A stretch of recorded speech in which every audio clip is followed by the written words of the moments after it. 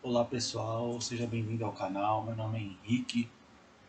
Hoje a gente vai, hoje eu vou mostrar para vocês, alguns livros sobre a Virgem Maria, obras, marianas que que eu já li, e, e quero compartilhar com vocês esse conhecimento sobre algumas obras sobre a Virgem Maria que com certeza vai enriquecer ainda mais a sua devoção à Santíssima Mãe de Deus, né? Essas obras foram escritas por vários autores, alguns clássicos, da literatura católica, da literatura mariana, né? E outros que, apesar do autor já ser bem conhecido, já principalmente aqui no Brasil, que é o caso do professor Felipe Aquino, alguns livros dele ainda são meio desconhecidos, né? Alguns títulos, são mais de 100. Então, alguns títulos dele ainda ficam meio no esquecimento das pessoas. Que é o primeiro livro que eu vou mostrar para vocês, que é A Mulher do Apocalipse, né? Do professor Felipe Aquino. Esse livro aqui, o professor vai usar os principais documentos da Igreja, do Concílio Vaticano II, né? E os escritos dos santos. Tudo para falar da importância, da beleza e da piedade que a devoção mariana tem nos corações dos fiéis católicos. E ele usa, e é interessante de você ver no livro do professor que, como o livro traz o título de A Mulher do Apocalipse, e na passagem da Mulher do Apocalipse, no capítulo 12, diz que ela está, coroada com 12 estrelas, a coroa dela tem 12 estrelas. E é o jeito que ele separa os capítulos, né? Ele separa, não sei se vocês conseguem ver daí. Ele separa, ó, primeira estrela, segunda estrela, terceira estrela. Né? Ele vai falar sobre a maternidade divina, sobre a virgindade perpétua de Maria, sobre a Imaculada Conceição, os três primeiros dogmas proclamados pela Igreja. Lá no capítulo 10, na 10ª estrela, ele vai falar, sobre o quarto dogma da Igreja, o quarto dogma mariano, da Igreja, né, que é a Assunção, de Maria ao céu. Né? E no decorrer do livro, o professor Felipe Aquino ele vai apresentando as qualidades e características, da Santíssima Virgem Maria, já conhecidas pela Igreja e difundida pelos santos e tão amadas por nós. E no último capítulo, o professor Felipe Aquino vai colocar a Maria como um molde. E isso é uma das características dos autores que escrevem sobre Maria. E você vai perceber isso conforme eu vou apresentando os outros livros para vocês. Colocar Maria como molde dos fiéis, né? A ser por nós seguido e imitado. Como os devotos da Virgem Maria, como devotos, nós devemos agir, com Maria, em Maria, por Maria e para Maria. Né? Também é citado algumas práticas, exteriores, como orações, e práticas de piedade. E é um livro assim introdutório, para a gente conhecer mesmo como que funciona a piedade mariana, a devoção mariana. Tem um carinho especial pelos livros do professor Felipe Aquino, por justamente a gente por vir, de uma vida assim sem muito conhecimento sobre a fé católica, etc e tal. E o professor Felipe Aquino é um mestre nessa arte de fazer conhecer a fé católica, através dos seus livros, das suas pregações, né, do seu do seu jeito, de comunicar a fé católica. O professor Felipe Aquino é um mestre, então todos os seus livros ele faz esse convite, ele convida as pessoas a conhecerem a fé católica ao mesmo tempo, que ele faz você amar a fé católica, Então é um livro introdutório, mas vale muito a pena, assim, para a gente conhecer a devoção e a piedade, né, católica. Você que é evangélico, protestante, né, que quer conhecer e acha que não preciso olhar todo o catecismo, quero conhecer, só quero saber por que os católicos, né, têm esse carinho especial pela Virgem Maria. Compre esse livro aqui, A Mulher do Apocalipse, do professor Felipe Aquino, que vale muito a pena. Você vai conhecer muito sobre a devoção dos católicos sobre a Virgem Maria através desse livro aqui. Tá? Vale muito a pena. Fica essa dica aí. O segundo livro, que já é um clássico já, né? Já é um clássico da literatura católica e mariana, é o Glórias de Maria, né? De Santo Afonso de Ligório. Essa edição aqui pela editora Santuário, né? É um livro que Santo Afonso se debruçou, né? Que ele começou a escrever em 1734, né? Mas somente em 1749 que ele começou o trabalho de sua publicação. Demorou algum tempo até Santo Afonso querer publicar este livro, né? A primeira edição veio um ano depois, em 1750, em 2 volumes. Então, o primeiro vinha com 360 páginas e o segundo volume com 408 páginas, né? A gente pode entender esse livro aqui de Santo Afonso, Glórias de Maria, como uma resposta à heresia da época, que eram os jansenistas, né? Jansenistas, que eles acreditavam, né? Na verdade, eles criticavam a devoção à Nossa Senhora, porque, segundo os praticantes desta heresia, né, a devoção mariana ofuscava a adoração que os fiéis deveriam dar somente a Cristo, né, e, consequentemente, somente a Deus. Né? Que é uma visão totalmente deturpada da devoção mariana, né? Que a devoção mariana ela não consiste em ofuscar a adoração que nós devemos a Deus, mas pelo contrário, né? A devoção mariana só nos leva a adorar ainda mais a Deus. Né? E Santo Afonso, né?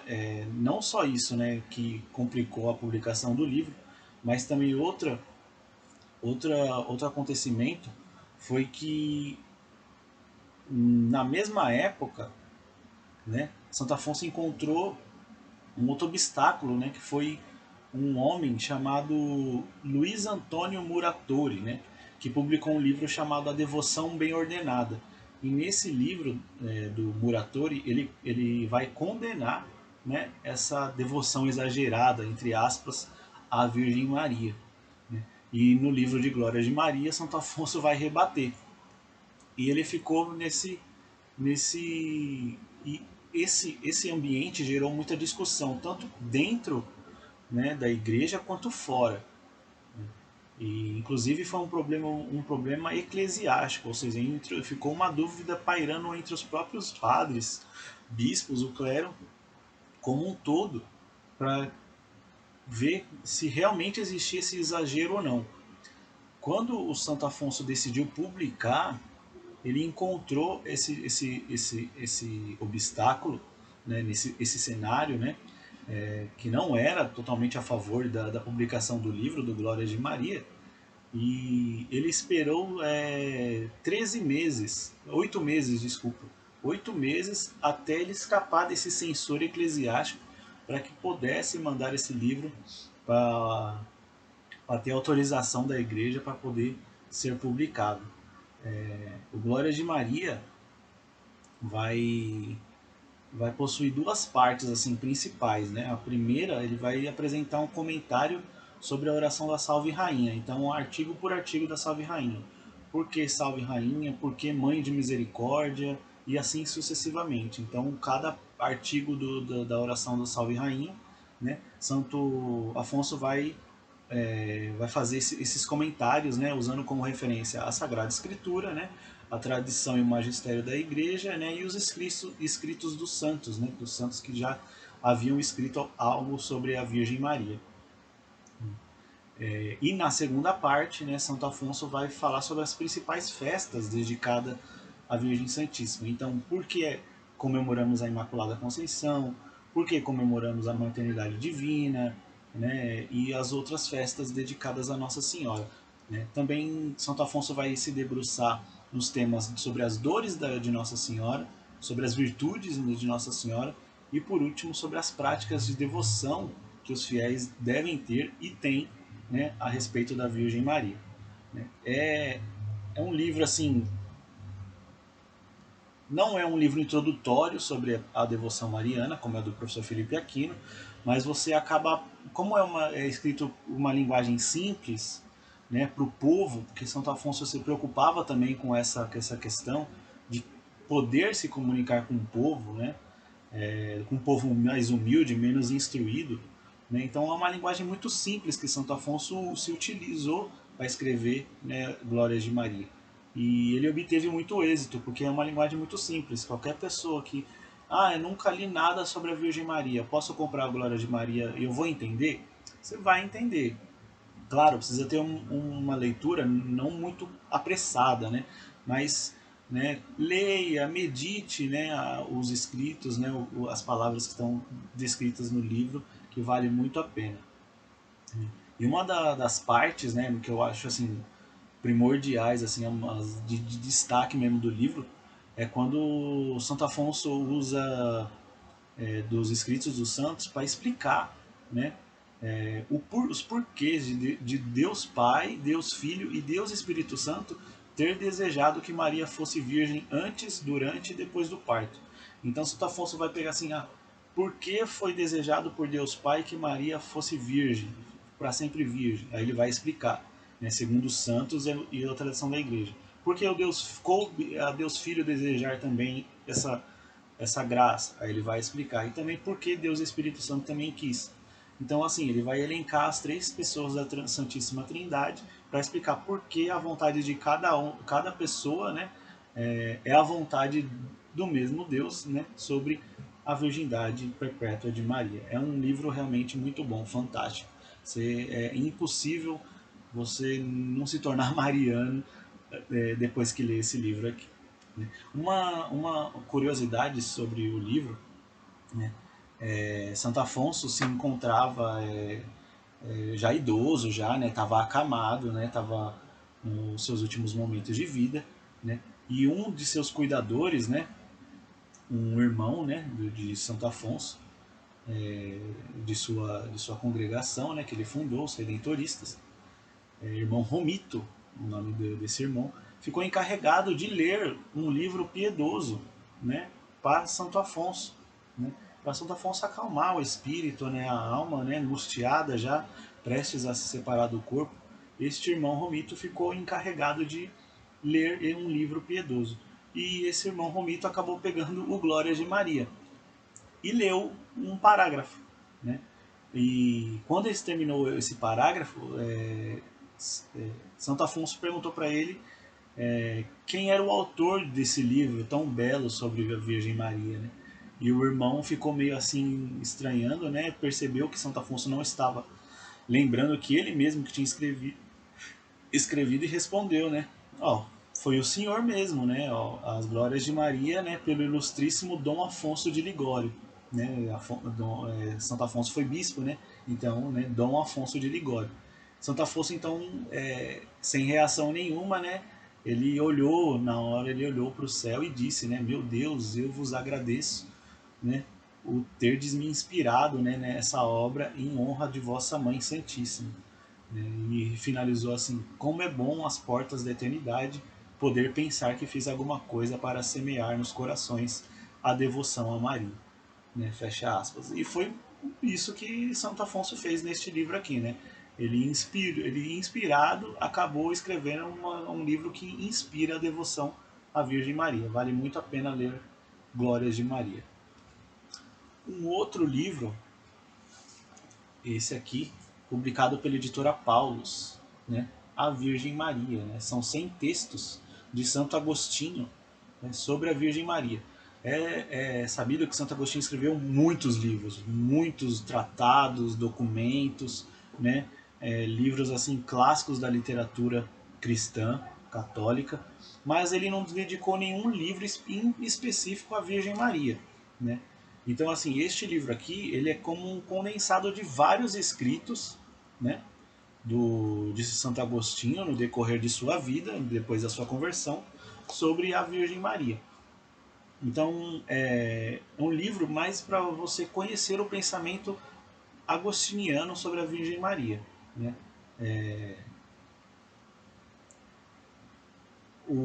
Este livro também é dividido por temas. Então, Santo Agostinho vai falar sobre a maternidade divina, sobre a virgindade perpétua, a mediação de Maria e a relação da Virgem Maria com a Igreja, né? Além da excelsa santidade da Virgem Maria e, por fim, como modelo dos fiéis. Aí mais um autor que vai falar de Maria como modelo dos fiéis. Essa edição da Paulus ela é dividida em três partes. Né? A primeira vai do texto 1 até o texto 30, né?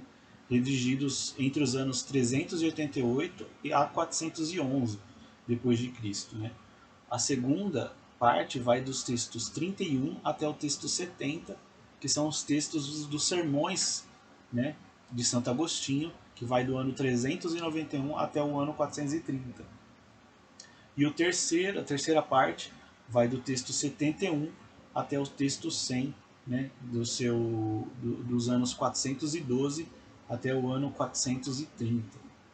Os comentários, né, tem um texto, né, original de Santo Agostinho e depois vai ter um comentário, né, como você pode ver aqui, ó, vai estar escrito aqui o texto de Santo Agostinho, né, um pequeno texto, né, a referência bibliográfica de qual livro foi tirado de Santo Agostinho, essa fala dele, e embaixo um comentário. Esses comentários são de vários autores, teólogos, né, estudiosos sobre a Mariologia, né, pessoas que se dedicaram, né, a estudar os escritos de Santo Agostinho, etc. O livro também vai usar muito outros documentos da igreja como base, né? Então vai usar um documento da igreja de São João Paulo II, né? Uma encíclica chamada Redemptoris Mater. Vai usar a Mulieris Dignitatem, que é uma carta apostólica do mesmo João Paulo II, e uma exortação apostólica de São Paulo VI, chamada Marilis Cultus, né? O culto a Maria, né, que é uma constituição dogmática que São Paulo VI escreveu. Além do documento do Lumen Gentium, um documento da Igreja do Concílio Vaticano II, especificamente no capítulo 8º, que ele vai se dedicar a explicar aos fiéis o papel da Virgem Maria dentro da Igreja. Né? Vale muito a pena. Vai enriquecer ainda mais a sua devoção a Maria? Vai. Mas é um livro também especialmente para você conhecer o pensamento de Santo Agostinho sobre a Virgem Maria. É muito bom. Um outro livro, esse aqui é conhecido, é um grande clássico da literatura católica mariana, mas assim, ultimamente foi um pouco esquecido, que é esse aqui, né? O Saltério da Virgem, né? De São Boaventura, né? Franciscano São Boaventura. Tem algumas outras traduções, se chama Saltério para a Virgem, né? Outro Saltério da Virgem. Né? São 150 salmos, como se fosse da Sagrada Escritura, só que inspirados para exaltar e louvar a Santíssima Virgem Maria, né? A Mãe de Deus. Quando foi escrito, né? Quando foi publicado, né? As primeiras publicações deste livro, ele era usado pelos fiéis, pelos devotos de Maria, como um auxílio, né, à reza do Santo Terço, né, ou do Santo Rosário. Né? E, e era muito ajuda mesmo. Né? Você vê aqui, tem o Salmo 70. Nesta edição aqui, né, que essa edição foi publicada pela minha biblioteca católica, né? Aí vem o Salmo, né, o Salmo 70, e uma imagem belíssima da Virgem Maria. Então são várias imagens da Virgem Maria. Ó. No Salmo 61 tem outra imagem da Virgem Maria com o menino Jesus, né? Então assim, são imagens realmente muito belas. Ó. Salmo 97 tem a Virgem Santíssima com o menino Jesus. Então assim, tanto é válido para auxiliar o Santo Terço, como propriamente para você rezar e meditar o salmo ali, pegar o salmo original, por exemplo, pegar o salmo 97, ler, e depois ler o salmo 97 inspirado na Virgem Santíssima. Né? Isso vai aumentar ainda mais a sua devoção a Maria, além de louvá-la, né, e exaltá-la como a rainha dos céus e da terra. Né? São Boaventura, ele nasceu em 1221, né, e entrou para a ordem dos franciscanos, né, os filhos de São Francisco, com apenas 17 anos. Né? Aí, com 32 anos, ele já foi eleito superior geral da ordem, pela sua dedicação à ordem, pelo seu empenho, pelo seu exemplo de santidade, né, de exemplo de virtudes. Né? E foi o quarto, depois de São Francisco, a ser o superior da ordem. Então, os escritos de São Boaventura são equivalentes ao do dominicano Santo Tomás de Aquino. Né? Os escritos de São Tomás de Aquino são muito mais conhecidos, mas São Boaventura é equiparado a São Tomás de Aquino. Né? São Boaventura foi nomeado cardeal-bispo, né, pelo Papa Gregório X em 1274 e acompanhou o Sumo Pontífice até o Concílio de Lyon, na França, né? Mas por conta dos trabalhos, muito trabalho, por conta do concílio, foi ali que o São Boaventura chegou a falecer. Né?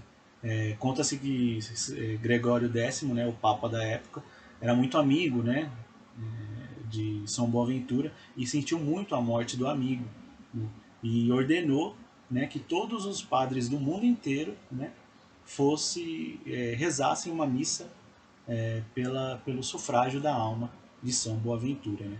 O filho mais conhecido de São Francisco, como é chamado, né, São Boaventura, foi canonizado em 1482 e tornado doutor da Igreja em 1587. Vale muito a pena comprar, né, livro de São Boaventura, né, o Saltério da Virgem. Vale muito mesmo a pena. Um outro livro, um outro clássico, né, esse aqui é fora de série, O Segredo do Santíssimo Rosário, né, de São Luís Maria Grignon de Montfort. Né. Este livro aqui, São Luís, de São Luís, é de uma piedade assim fora do comum. Né. Uma das obras mais piedosas sobre a Virgem Santíssima. São Luís é conhecido como escravo da Virgem não à toa.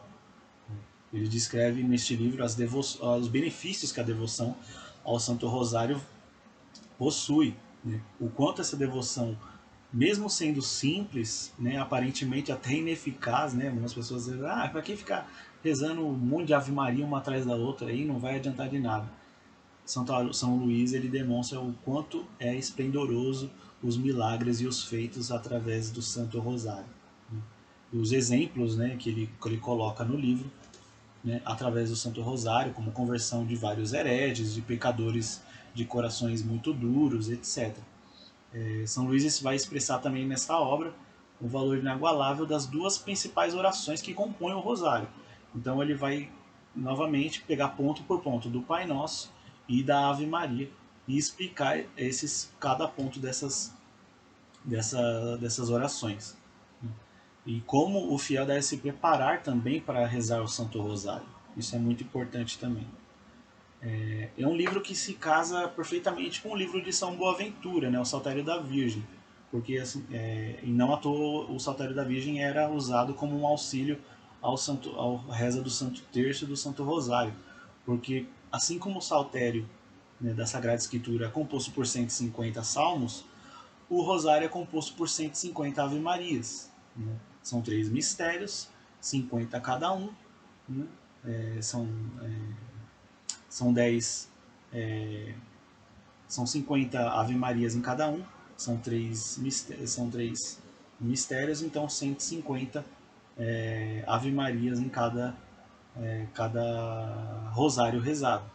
E Santo Afonso vai explicar aqui que, inclusive, o Santo Rosário é mais importante, mais poderoso que o Saltério da Sagrada Escritura, por conta que, enquanto o Saltério, os 150 salmos são da promessa da vinda do Messias, descrevem a promessa da vinda daquele que irá salvar a humanidade, Já o rosário já é a pleno, já descreve o pleno cumprimento da promessa, a vinda do Messias, a salvação dos homens, né? A ressurreição, né, do Messias e a sua ida em direção ao Pai. Então, assim, fora que também São Luís vai dizer também no livro que os 150 salmos foram escritos por um homem, inspirados sim por um homem, né, Davi, né, o rei Davi, mas as Ave Marias foram dadas por um anjo, né, um arcanjo Gabriel, um mensageiro de Deus que disse, né, Ave Maria, né, o Senhor é convosco, né? Então vale muito mais a pena rezar o rosário muito bem rezado, né, do que os salmos. Não que os salmos sejam ruins, pessoal, não é isso. Santo Afonso vai dizer aqui que por conta do rosário descrever o pleno cumprimento da promessa da salvação dos homens, ele é mais devocional, né? Ele exalta mais a Deus, louva e agradece a Deus pelo cumprimento de sua promessa, do que propriamente a promessa. Essa é a dinâmica que São Luís vai descrever neste livro aqui. Vale muito a pena. Essa é uma edição da minha biblioteca católica também, tá, pessoal? Mas tem em outras edições também. Um outro livro, este aqui, conhecido como foi um primeiro livro com a intenção de publicar a história inteira da Virgem Santíssima, né? Que foi a, a vida da Virgem, de São Máximo, o Confessor. São Máximo, o Confessor, foi um dos primeiros papas não, desculpa, os primeiros pais da Igreja, né? Um movimento chamado a Patrística, que vai do século II, né? Com os padres com os pais apostólicos, né? Ou seja, aqueles primeiros homens que sucederam os apóstolos. Então, São Policarpo, né, Santo Inácio de Antioquia, estes homens são os padres apostólicos que vão ser sucedidos pelos padres apologetas, né? E aí são uma outra linhagem de homens que sucederam ao longo do tempo até vir São Máximo, né, confessor. Este movimento da patrística é conhecido mais ou menos até o século VIII, né, da era cristã. Se eu não me engano, São Bernardo de Claraval é considerado como o último pai da igreja, né, São Bernardo de Claraval. E nesta obra, São Máximo ele vai utilizar de alguns documentos, né, alguns livros considerados apócrifos pela Igreja, né, e que não entraram no cânone dos livros sagrados, né, da Bíblia. Isso não quer dizer que este livro seja um livro herético, tá? Ou um livro malicioso, né? Muito pelo contrário, este livro aqui é totalmente documentado pela tradição e pelo magistério da Igreja como um livro muito válido pela piedade cristã e católica, tá? A vida da Virgem de São Máximo Confessor. São Máximo foi um padre que lutou contra uma heresia na época, que afirmava que Cristo só tinha uma natureza divina, né? E que não tinha uma natureza humana, né? E foi por conta desta heresia que houve o Concílio de Latrão no ano de 649, né? Que durou apenas 26 dias, mas que foi suficiente para condenar esta heresia, né? A heresia do monotelismo, né?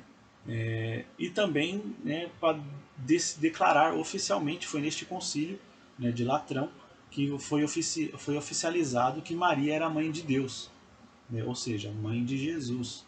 Como Jesus a igreja disse que Jesus tem sim duas naturezas em sua pessoa, a divina e a humana, obviamente Maria é mãe de Deus. Foi um primeiro concílio também ecumênico na história da igreja que foi convocado pelo Papa e não pelo imperador romano da época, né? E por conta disso, o próprio São Máximo, né, São Martinho, que foi o Papa que convocou esse concílio, foi preso e torturado pelo imperador, a ordem do imperador da época, o imperador Constante. Mas vale muito a pena, é um livro fantástico para você conhecer a história da Virgem Maria. Neste livro aqui conta como a Santíssima Virgem, ela foi o parto da Virgem Maria, como foi o parto milagroso da Virgem Maria, como foi a sua assunção ao céu, né? Como foi o seu descanso, a vinda dos apóstolos para se despedir da Virgem Maria. É uma das passagens mais belas deste livro, né? A despedida dos apóstolos. Os apóstolos a tratavam como realmente a mãe deles. Não era uma coisa assim, a mãe do nosso Senhor, né? Os apóstolos não chamavam Maria como a mãe do nosso Senhor. Elas chamavam ela simplesmente como mãe. É a nossa mãe. E é assim que a gente deve também tratar a Virgem Santíssima. Ela não é somente a mãe do nosso Senhor, né? Ela é a nossa mãe também. Então a gente deve tratar a Virgem Santíssima dessa forma, da mesma forma que os apóstolos a tratavam. Vale muito a pena esse livro aqui. Essa edição também é da minha biblioteca católica. Muito bonita. É todo azul, se vocês tiverem a conta da minha biblioteca católica, eu acho que eles vendem em separado, se eu não me engano. Né? É que eu parei de assinar a, os box da minha biblioteca católica, mas vale muito a pena se vocês conseguirem adquirir também em sebos ou em outro meio, Mercado Livre ou estante virtual, adquiram essa edição assim aqui, que vale muito a pena também. Por último, e o mais importante talvez de todos, assim, na questão de reconhecido, né, como um livro realmente mariano, né, é este aqui, ó. Este pequeno livrinho aqui, ó. O Tratado da Verdadeira Devoção à Santíssima Virgem Maria. É a obra por excelência da devoção e piedade mariana. Um pequeno livro, um objeto muito pequeno, mas que de tão grande espiritualmente despertou um tamanho ódio, né, do demônio, né, por conta dessa riqueza desse livro que ficou escondido por mais de um século antes da primeira entre o término de ser escrito, né, por São Luís de Gringold de Montfort até a sua primeira publicação, né. Neste tratado aqui, o São Luís buscou, né, ensinar os métodos da consagração à Virgem Maria. Só que não ficou só nisso, né? Ele também buscou exortar aqueles que lessem o livro a viverem da mesma forma que a Virgem Maria, a preparar e a construir as suas vidas segundo a vida da Virgem Maria. São Luís era francês, então ele viveu um pouquinho antes da Revolução Francesa, mas na época que ele vivia já tinha sementes plantadas das ideias, né, que vieram com aquela onda ideológica contrária à religião, à piedade popular e tudo aquilo que era voltado para Deus, que a Revolução Francesa tentou destruir, incluindo a devoção à Virgem Maria. No tratado, São Luís vai exprimir, né, com muita exatidão, né, como os fiéis devem ser devotos de Maria. Aí ele faz também, é muito interessante que ele faz uma lista com cada espécie de falso devoto, né, e vai explicar essas características que tornam uma pessoa um falso devoto da Virgem Maria. Não é uma maneira somente de criticar uma falsa devoção, né, porque o tratado fala, né, o tratado da verdadeira devoção. Então, mas não é só uma crítica, né, negativa, uma crítica construtiva. Fala assim, ó, se você age desse jeito, você não é devoto da Virgem Maria, né? Ouça, né, o que este livro quer dizer para você. Né? Se você quer realmente ser um devoto verdadeiro da Virgem Santíssima, né, leia e estude este tratado que você será, né, um verdadeiro devoto da Virgem Santíssima. E uma outra qualidade que esse livro traz também, assim, eu acho que é primordial para todo livro mariano, né, e esses que eu citei também valem muito a pena, que o Tratado da Verdadeira Devoção, por mais mariano que seja, e é por isso mesmo, ele é muito mariano, ele é totalmente cristocêntrico.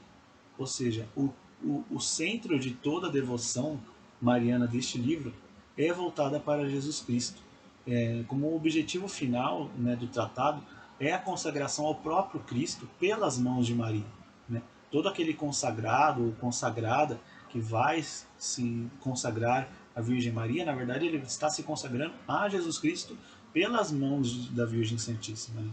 Aí, então, dessa forma, São Luís soube derrubar toda aquela barreira, né, puritana que a gente diz que não tem nenhuma base bíblica, mas que, que diz assim, né, que se dedicar muito amor à Virgem Santíssima estaria colocando um, um, um amor menor a Jesus Cristo, né, colocar o amor a Jesus Cristo e a Deus em segundo lugar, né?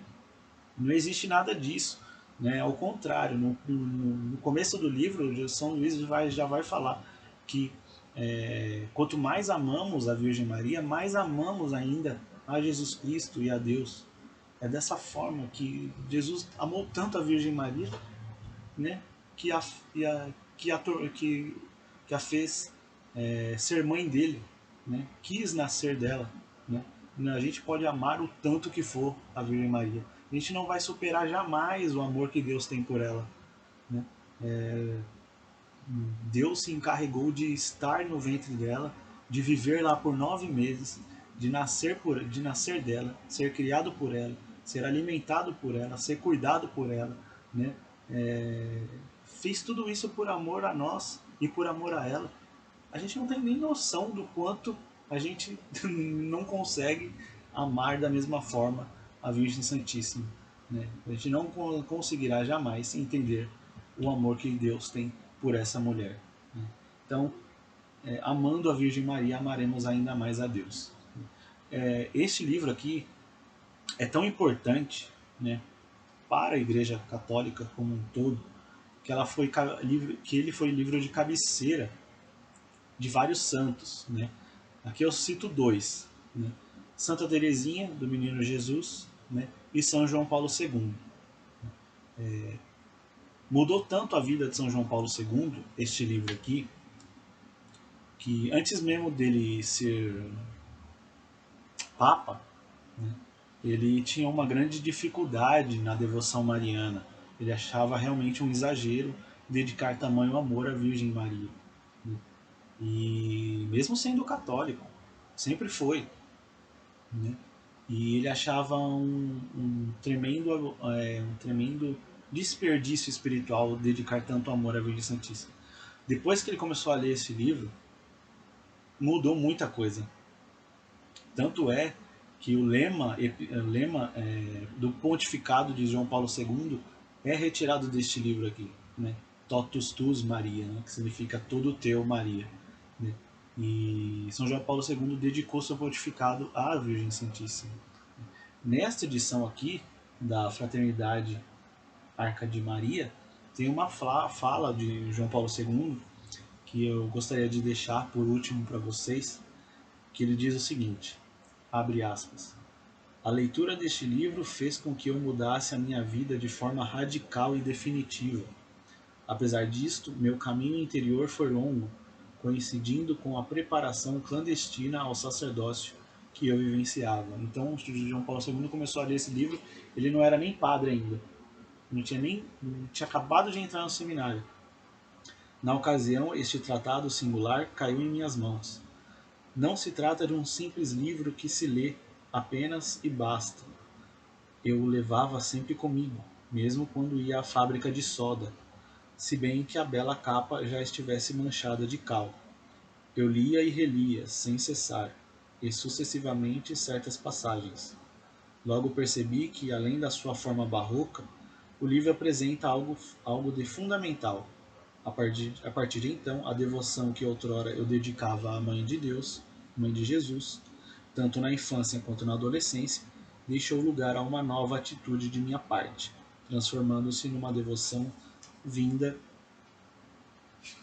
da mais profunda fé, como sendo o próprio cerne da realidade trinitária e cristológica. Aqui, ó. São João Paulo II mesmo vai dizer que a devoção mariana é uma realidade trinitária, ou seja, uma realidade divina, de Deus, da pessoa do Pai, do Filho e do Espírito Santo, e cristológica, ou seja, o centro da devoção mariana é Jesus Cristo. Não existe outra. Qualquer devoção, a qualquer santo, e principalmente a devoção à Virgem Maria, é uma devoção cristocêntrica, ou seja, voltada para Cristo, apontada para Cristo. Né?